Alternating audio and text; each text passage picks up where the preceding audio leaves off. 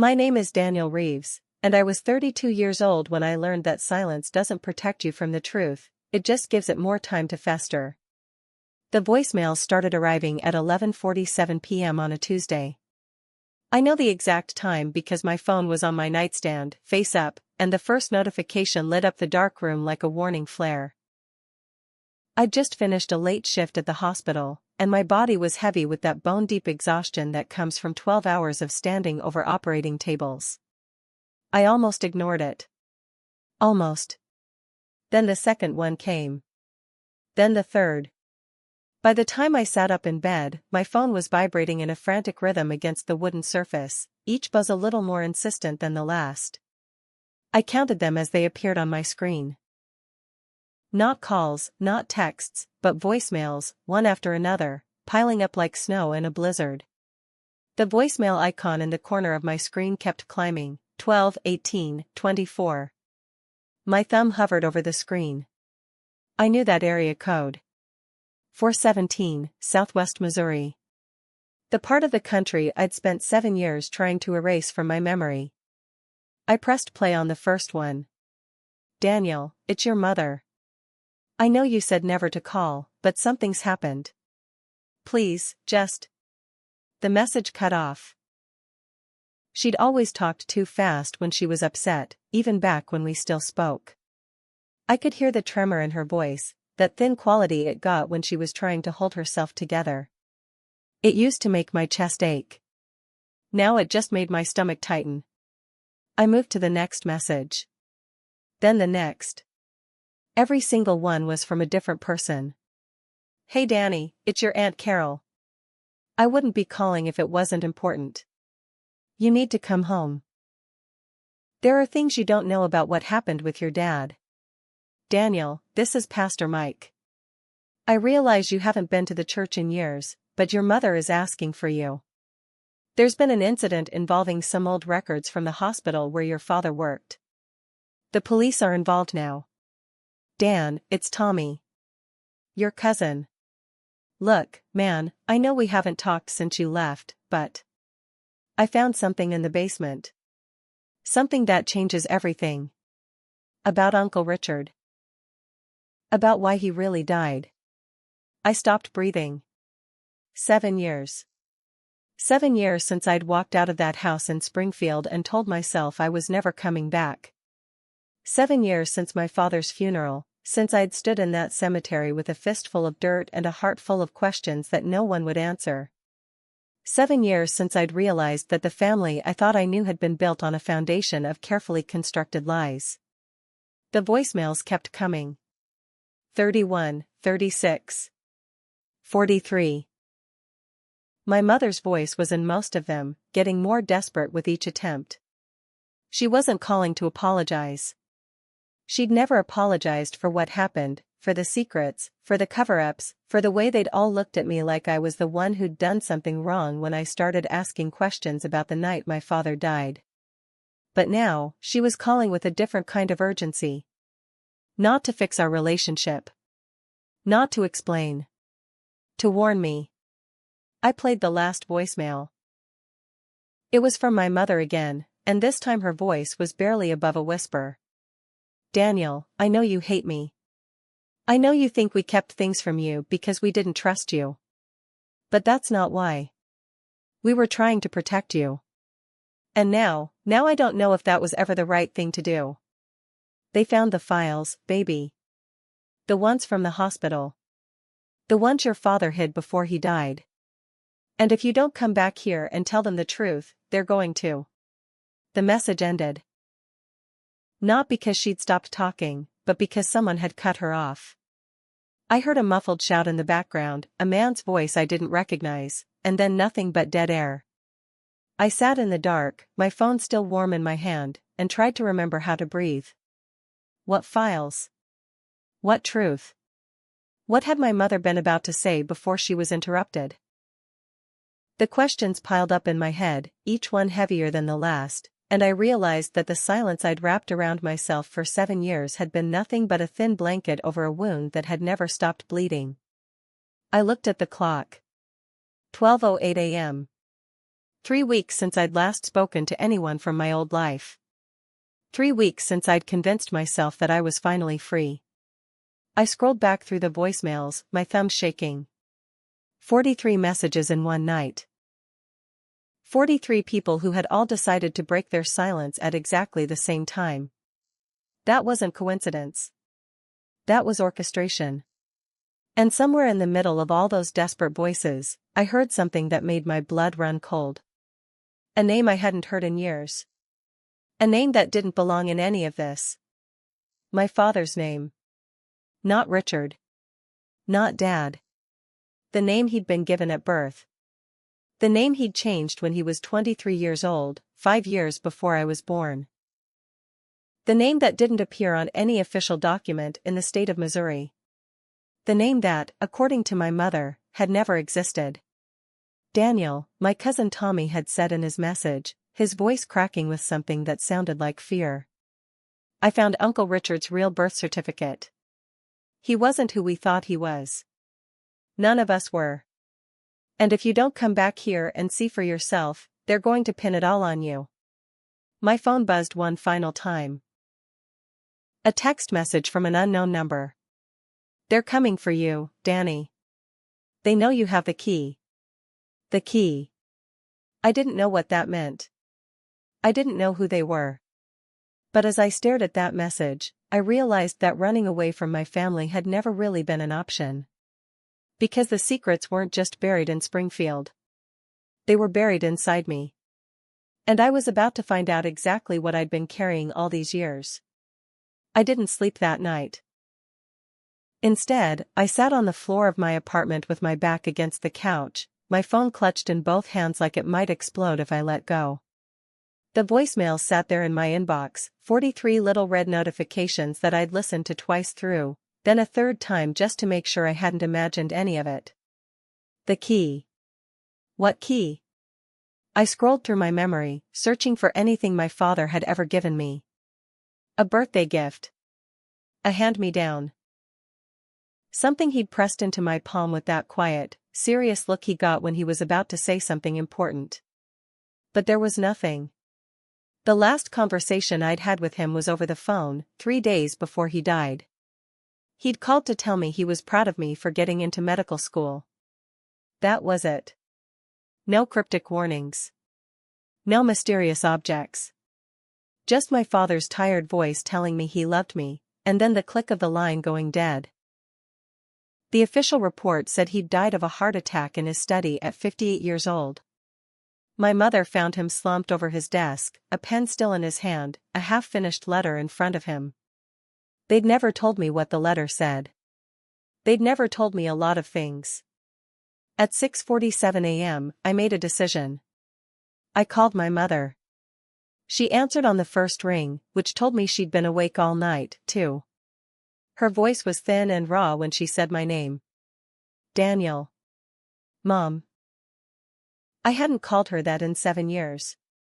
The word felt foreign in my mouth, like a language I'd once spoken fluently and then forgotten. What's going on? She exhaled, a shaky sound that crackled through the speaker. You heard the messages. 43 of them. Every single person in that town seems to have decided last night was the night to break their silence. It wasn't a decision, she said, and something in her voice shifted. Not defensiveness. Fear. The police came to the house. They had a warrant. They took everything, your father's office, the filing cabinets, the safe in the basement. They're looking for something, Daniel. Something they think we've been hiding. What are they looking for? A long pause. I could hear her breathing, quick and shallow, like she was trying to steady herself. When she finally spoke, her voice was so quiet I almost missed it. The truth about who your father really was. The words hung in the air between us. I'd spent years convincing myself that my father had been a simple man, a hospital administrator who loved golf and grilled cheese sandwiches and old Western movies. A man who'd taught me how to throw a baseball and how to tie a tie and how to keep your emotions locked up so tight that no one could ever use them against you. But I'd also spent years knowing deep down that something about that picture didn't fit. Tommy mentioned a birth certificate, I said. He said my father changed his name. He said. I paused, forcing myself to say the words out loud. He said none of us were who we thought we were. My mother made a small, broken sound. I was going to tell you. After he died, I was going to tell you everything. But then you got so angry, and you left, and I thought maybe it was better if you didn't know. Better if you could just move on and pretend none of it happened. Mom. My voice came out sharper than I intended. What did he do? He didn't do anything wrong, she said quickly, too quickly. That's not. Daniel, your father was a good man. The best man I ever knew. But he wasn't born Richard Reeves. He was born someone else. Someone whose past he had to run from. Someone who would have been killed if he'd stayed. I felt the floor tilt beneath me. Killed? By who? By the people who'd been hunting his family for 2 generations. By the people who caught up with him anyway, in the end. The silence that followed was the loudest thing I'd ever heard. You're telling me my father didn't die of a heart attack? I'm telling you, she whispered, that I've been lying to you for 7 years because I was terrified that if anyone found out the truth, they'd come for you next. And now they know. They know about you, Daniel. They found the records. They found the name he was born with, the name we thought we'd buried, and they traced everything back to you. Back to me? I stood up, pacing across the small living room. I was 12 years old when he died. I didn't know anything. I didn't know any of this. They know you have the key. I stopped pacing. What key? Your father gave it to you. When you were a boy. He told you to keep it safe, remember? A little brass key on a leather cord. He said it was for a lockbox at the bank. He said if anything ever happened to him, you were the only one who could open it. And then I remembered. I was 9 years old, sitting in my father's study while he worked on paperwork. He'd called me over to his desk, his expression more serious than I'd ever seen it. In his hand was a small brass key on a frayed leather cord. He'd looped it over my neck and tucked it under my shirt, pressing his palm flat against my chest where the metal rested against my skin. This is yours now, he'd said. You keep this close, you hear me? Closer than anything else you own. Someday, you'll understand why. But until then, you don't show it to anyone. Not your mother. Not your friends. No one. Promise me. I'd promised. I'd worn that key every day for years, tucked beneath my shirt, pressed against my heart. But somewhere along the way, when I was 17, maybe, or 18, I'd stopped wearing it. I'd put it in a box in my closet, a box filled with childhood things I no longer needed. I'd forgotten it existed. I'd forgotten the promise I'd made. Oh God, I breathed. You still have it? My mother's voice was desperate now. Daniel, please tell me you still have it. It's the only thing that can prove who your father really was. It's the only thing that can prove you're not what they think you are. Mom, I don't even know what you're talking about. What do they think I am? She didn't answer. Instead, I heard a noise on her end of the line, a door opening, heavy footsteps, and then a voice I didn't recognize. Mrs. Reeves, the voice said. We need you to come with us. My mother let out a small, frightened sound. Daniel, listen to me. You need to find the key. You need to go to the bank in Springfield. The one on Chestnut Street, and you need to tell them you're Richard's son. They have a lockbox.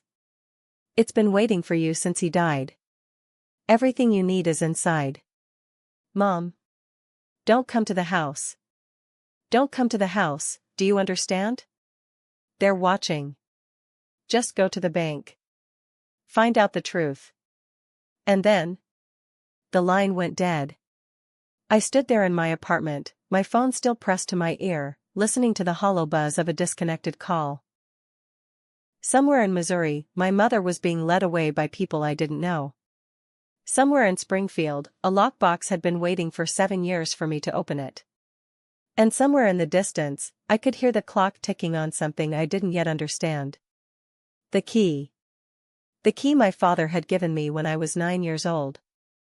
The key I'd put in a box and forgotten. I ran to my closet and started tearing through boxes. The box was at the bottom of the closet, buried beneath winter coats and old textbooks I'd told myself I'd donate someday. It was a cardboard shoebox, scuffed and faded, the kind that held memories you weren't quite ready to throw away but weren't quite ready to display either. I sat cross-legged on the bedroom floor and lifted the lid. Inside were the artifacts of a life I'd tried to leave behind. A high school yearbook with half the signatures smudged, a faded photograph of my 9th grade baseball team, a program from my father's funeral folded into careful quarters. I pushed through them, my hands moving faster as my heart pounded against my ribs. A tangle of old wristbands from summer camps. A collection of movie ticket stubs held together by a rubber band. A small velvet pouch I didn't recognize. I pulled the pouch open and let the contents fall into my palm. The key. It was smaller than I remembered, tarnished with age, the brass darkening to a dull gold. The leather cord was brittle and cracked, and when I held it up to the light, I could see tiny markings engraved along the shaft, numbers, maybe, or letters worn smooth by years of friction against my chest. I turned it over in my hand, and something caught my eye. On the back of the key's head, barely visible beneath the tarnish, was a word etched in careful, deliberate letters. Angel. My breath caught. Angel. That was what my father used to call me when I was a child. Not my name, not Daniel, just Angel. He said it with such tenderness that my mother would sometimes roll her eyes and laugh, but he never stopped. Even when I was too old for nicknames, even when I'd roll my eyes and tell him to cut it out, he'd still whisper it to me when no one else was listening. Angel, he'd say, you're going to do great things. You're going to change the world. I'd never understood why he believed that. I was just a kid. A normal kid with average grades and no particular talents and a father who seemed to think I was something special. Now, staring at that word on the back of a forgotten key, I wondered if he'd known something I didn't.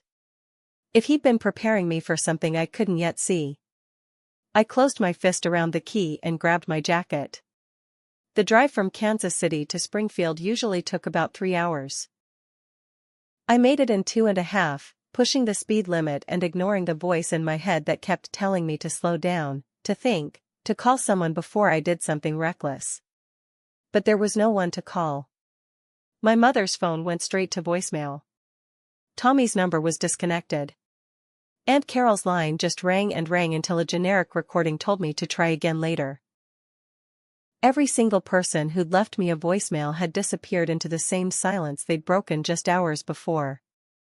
It was like they'd all been waiting for the perfect moment to reach out, and that moment had passed, and now they were gone. The bank on Chestnut Street was a squat brick building with a faded sign above the door that read Springfield Trust and Savings. It looked like it hadn't been updated since the 1970s, the kind of place where the tellers still used paper ledgers and the manager probably knew every customer by name. I walked in at 10:47 a.m., the key clutched in my pocket like a talisman. The lobby was empty except for an older woman at the front desk and a security guard reading a magazine near the entrance. The woman looked up when I approached, her eyes scanning my face with the practiced efficiency of someone who'd been working with the public for decades. "Can I help you?" "I need to access a lockbox," I said. "It's under the name Richard Reeves." She blinked. "Richard Reeves. Are you a family member?" "I'm his son. Daniel Reeves." Something flickered across her face, recognition, maybe, or surprise. She looked at me more closely now, her gaze lingering on my eyes, my jaw, the shape of my face. "You have his eyes," she said quietly. Then she seemed to catch herself, straightening in her chair. "I'm sorry. It's just, we don't get many people asking about that box." The only instruction we were given was to wait for someone named Daniel. "We've been waiting a long time." 7 years, I said. 7 years. She nodded slowly, then reached under the counter and pulled out a thick leather binder. I need to see some identification. And I need to see the key. I handed over my driver's license, then pulled the brass key from my pocket and placed it on the counter between us. The woman studied the key for a long moment, her finger tracing the word angel etched into the metal. When she looked up, her eyes were damp. He loved you very much, she said. Your father. He came in here the week before he died. He told me that if anything ever happened to him, this box was to go to his son. He said you'd know what to do with it. He said you'd understand. I don't understand anything, I said. I don't know what's in that box. I don't know why he died. I don't even know who he really was. The woman's expression shifted. She glanced toward the security guard, then back at me, lowering her voice. Maybe you should sit down. I'd rather see the box. She hesitated, then nodded. Follow me. She led me through a heavy door into a narrow hallway lined with small private rooms. At the end of the hall was a vault with a thick steel door, and behind that door was row after row of lockboxes in every size imaginable. She stopped in front of a box near the back, number 417, the same area code as the voicemails, I realized with a jolt. She pulled out a master key and inserted it into one of the locks, then gestured for me to use mine on the other. My hands were shaking as I slid the brass key into the lock and turned it. The box opened with a soft click. Inside was a single manila envelope, yellowed with age. No letter. No photographs. No explanation. Just a folded piece of paper and a thin stack of documents held together by a rusted paperclip. I unfolded the paper first. It was a letter, written in my father's handwriting, the ink faded but still legible. My dearest angel. If you're reading this, I'm gone. I'm sorry I couldn't tell you the truth in person. I'm sorry I couldn't protect you better. But I need you to know that everything I did, everything I kept from you, was because I loved you more than I've ever loved anything in this world. You are not Daniel Reeves. You were never Daniel Reeves. Your real name is Daniel Angelou. And your grandfather, my father, was a man named Julian Angelou. I stopped reading. The name hit me like a physical blow. Julian Angelou. I knew that name. Everyone knew that name. Julian Angelou was a legend. A civil rights lawyer in the 1960s, famous for taking on cases that no one else would touch, for exposing corruption in state governments, for making enemies of powerful men who wanted him dead. He'd been assassinated in 1974, shot in broad daylight outside a courthouse in Memphis. The case had never been solved. The killer had never been caught. And according to the letter in my hands, Julian Angelou was my grandfather. My father, Richard Reeves, no, my father, who had been born something else, had spent his entire life hiding from the people who'd killed his father. He'd changed his name. He'd moved to a small town. He'd become a quiet hospital administrator who kept his head down and never made waves. And then, 30 years later, they'd found him anyway. I looked at the documents beneath the letter. They were faded and worn, but I could make out the words, a birth certificate for a boy named Daniel Angelou, born in Memphis, Tennessee, on October 15, 1980. A photo of a man I didn't recognize, a man with my eyes and my jaw and a face that could have been my own if I'd lived a different life. And a single page with a list of names. 5 names, all crossed out except for the last one. Mine. I felt the floor drop out from under me. The woman from the front desk was saying something, but her voice sounded distant, like it was coming from the other end of a long tunnel. I couldn't focus on anything except the name at the bottom of that page, my name, and the realization that I'd been running from a truth that had been following me my entire life. My father hadn't died of a heart attack. He'd been murdered by the same people who'd killed his father. And now they'd found me. I looked up from the documents, my vision blurry, and saw the woman staring at me with an expression I couldn't quite read. There's something else, she said quietly. Your father left instructions. He said if you ever came to claim the box, I was to give you this. She reached into her pocket and pulled out a small brass key.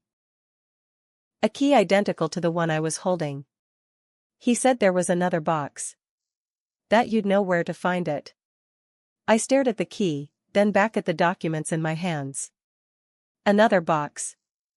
Another secret. And the list of names. My name was the last one on that list. But it wasn't the only one.